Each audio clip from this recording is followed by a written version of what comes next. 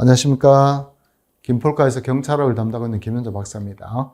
자, 오늘 폴카집 6번째 시간 우리 행정대집행을 가져왔습니다. 그러니까 행정대집행 여러분들 어렵지 않게 공부하시는 부분인데 문제는 판례를 보다 보면 이렇게 조금 어려운 단어들이 나올 수 있습니다. 그 이런 단어들을 같이 연결시켜서 해석하는 연습을 조금 해주셔야 되는데 협의취득은 사실은 어렵지 않습니다. 협의취득은 뭐냐면 행정청이 있겠죠. 행정청이 토지 소유에 대해서 보상금 등을 지급하고 그다음에 땅을 사는 거 가지고 협의취득에 이렇게 이야기하는 거죠. 이게 뭐냐면 실제로 이 사안은 울산시인데 울산시가 철도를 이전합니다. 철도를 이전하려면 이전 부지가 필요하겠죠. 근데 거기에 사는 사람들한테 땅을 사고 그다음에 건물을 없애는 절차를 거쳐야 되겠죠. 그래서 계약을 하게 된 겁니다. 쉽게 말해서. 그래서 보상금 지급하고 그다음에 소유권을 넘겨주고 그다음에 거기에 건물들이 있으니까 이 토지 소유자가 돈을 다 받았으니까 철거비까지 다 받았습니다.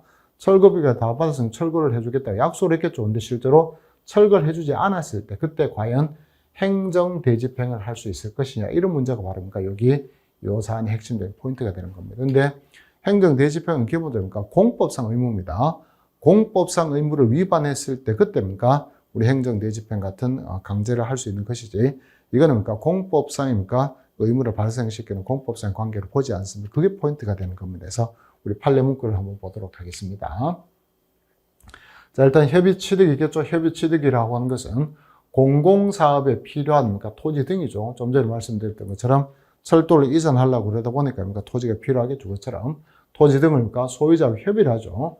협의를 해서 취득하니까 협의취득이다. 그렇게 한 거죠. 그렇습니까? 어떤 공법 관계를 이야기하는 것이 아니라 공공기관은 사경제 주체죠. 사경제 주체로서 행하는 거기 때문에 사법상의 계약에 불과하기 때문에 사법상 계약을 이행하지 않았을 땐 그때 행정상 강제를 할 수가 없도록 그렇게 되어 있다는 겁니다. 그 내용이 계속해서 나올 수밖에 없겠죠. 그래서 계속 좀 더 보면 그래서 협의 취득 시에 건물 소유자가 건물에 대해서 철거 의무를 부담하겠다고 보니까 그 약정을 했겠죠. 그렇다 하더라도 그 철거 의무는 공법상 의무가 될 수가 없습니다.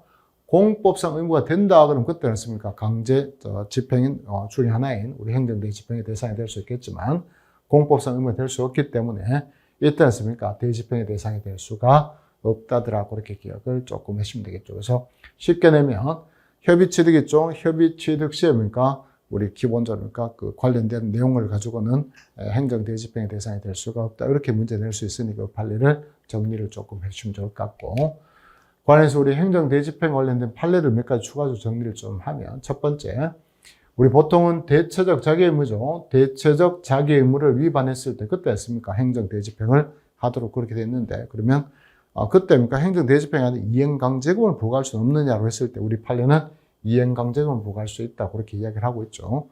이 구별은 우리 본질적 구별이 아니다. 이렇게 이야기하고 있는 겁니다. 그래서 얼마든지 대체적 자기의무 위반에 대해서는 대집행을 할 수도 있겠지만 이행강제금을 부과할 수도 있다더라. 그렇게 기억을 해 두시면 좋겠고 두 가지는 같이 보셔도 큰 관계는 없는 게 우리 행정대집행 관련해서는 행정대집행법이 있기 때문에 별도로 규정을 다 마련해 줬기 때문에 민사적인 걸로 행정대집행 관련된 거 충분히 처리할 수 있을 때는 민사적인 걸로 넘어오지 말라는 취지가 들어가는 겁니다. 그래서 행정대집행이 가능하죠. 가능할 때 그때 했습니까?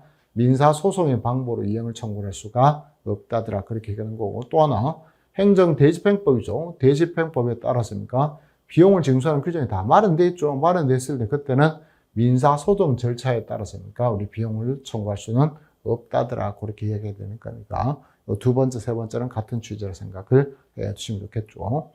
그럼 철거 의무자에 대해서는 퇴거를 시킬 때 있겠죠. 그때입니까?